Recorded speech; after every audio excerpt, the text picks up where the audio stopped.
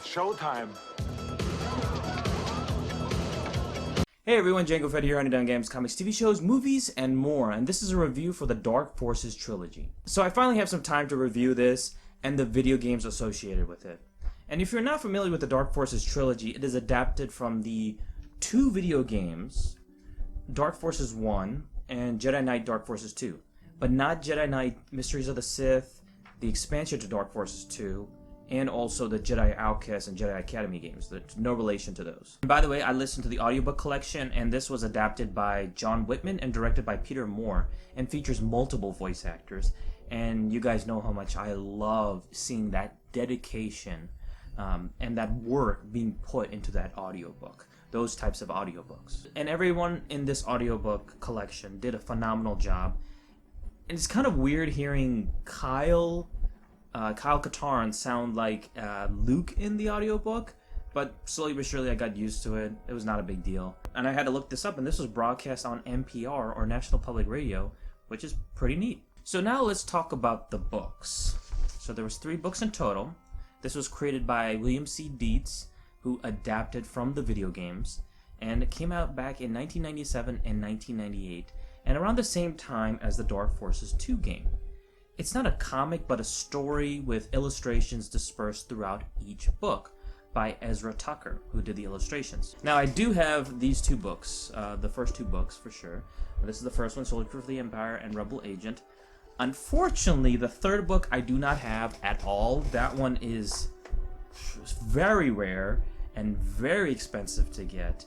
I mean, just look at this insanity on Amazon right here. I mean, this is not reasonable at all. Fucking insanity. And I watched the walkthroughs of the first 2 games, including the expansion, and just to see how they compare and if they match to the video games, and they did a pretty good job and more. With what William Dietz had, I have to commend him.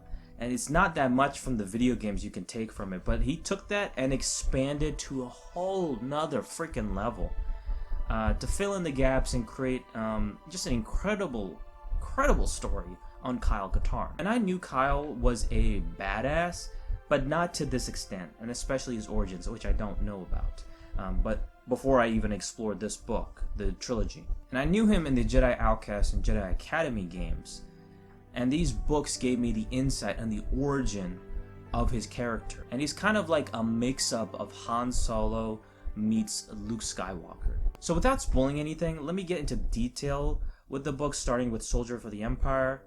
And this one is set 1 year before the Battle of Yavin and focuses on, first, Morgan Katarn, who is Kyle's father, then going to Kyle Katarn as he is a lieutenant for the Empire. And slowly but surely his faith in the Empire wanes and wants to help the rebellion by getting the plans of the Death Star, so this is directly linked to the Dark Forces 1 video game. Essentially the first mission of Dark Forces 1, and that's it. The second book is Rebel Agent, and this is set much later at 5 years after the Battle of Yavin, and Kyle is accompanied with Jan Ors and learns of the Valley of the Jedi was discovered by his father, and introduces a new Imperial villain in Jarek, a Dark Jedi Merilucan with other Dark Jedi accompanying him who want to find it too. And if Valley of the Jedi location or Valley of the Soul sounds familiar, this was the site where the last battle of the New Sith Wars took place 1,000 years before the Battle of Yavin on Ruusan, which blew my fucking mind. I always thought the Jedi vs. Sith story showed that for the first time. Then the Darth Dane trilogy came to be from that.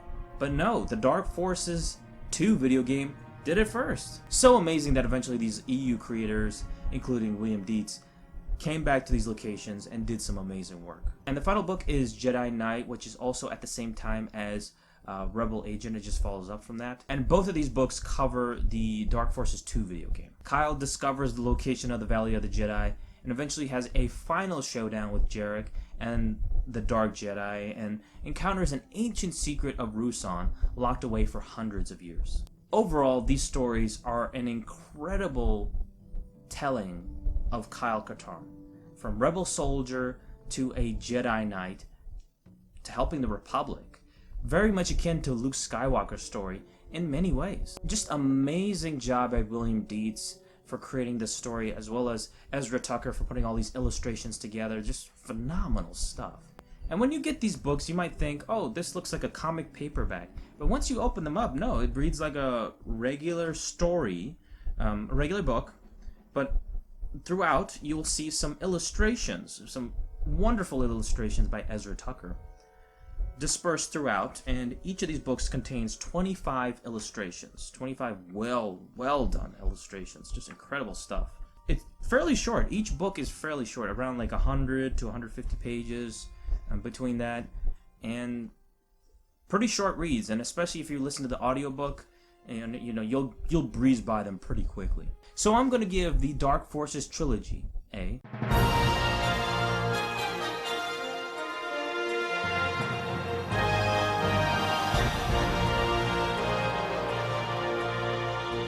Now, strangely enough, Mysteries of the Sith, the expansion to Dark Forces 2, was never made a part of the trilogy at all. Now, this game would be set 5 years after the events of Jedi Knight, and 10 years after the Battle of Yavin, and starts with you controlling Kyle, then goes mostly with Mara Jade.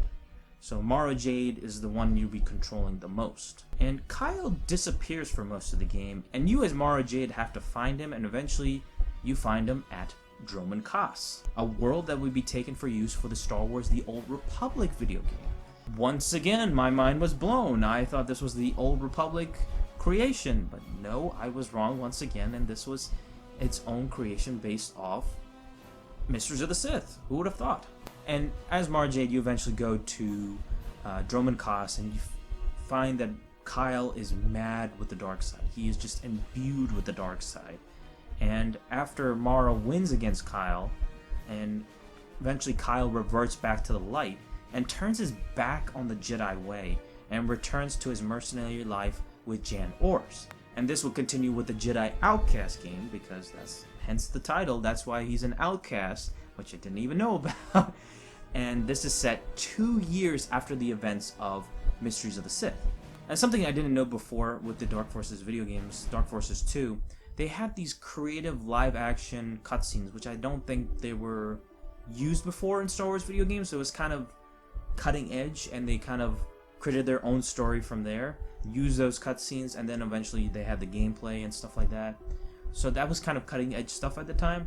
And unfortunately, the Mysteries of the Sith video game would never create any of those moments. No live action cutscenes at all. Nothing. It's just lazily put together cutscenes that were just gameplay. That was it. So I highly recommend the Dark Forces trilogy. You can skip Dark Forces 1 and 2 and get right into Jedi Outcast, but you're going to be missing out some of the story elements associated with it. But other than that, I would recommend absolutely to discover the origins of Kyle Katarn and just how badass of a character he is in this trilogy as a whole. It's just incredible stuff. And don't forget to please like this video, comment down below, tell me what you think of the trilogy if you've read it or listened to it in the comment section below, and subscribe to my channel Django Fett, and I'll see you, my fellow Mandarin, Mandolin brothers and sisters, next time. Oh, yeah.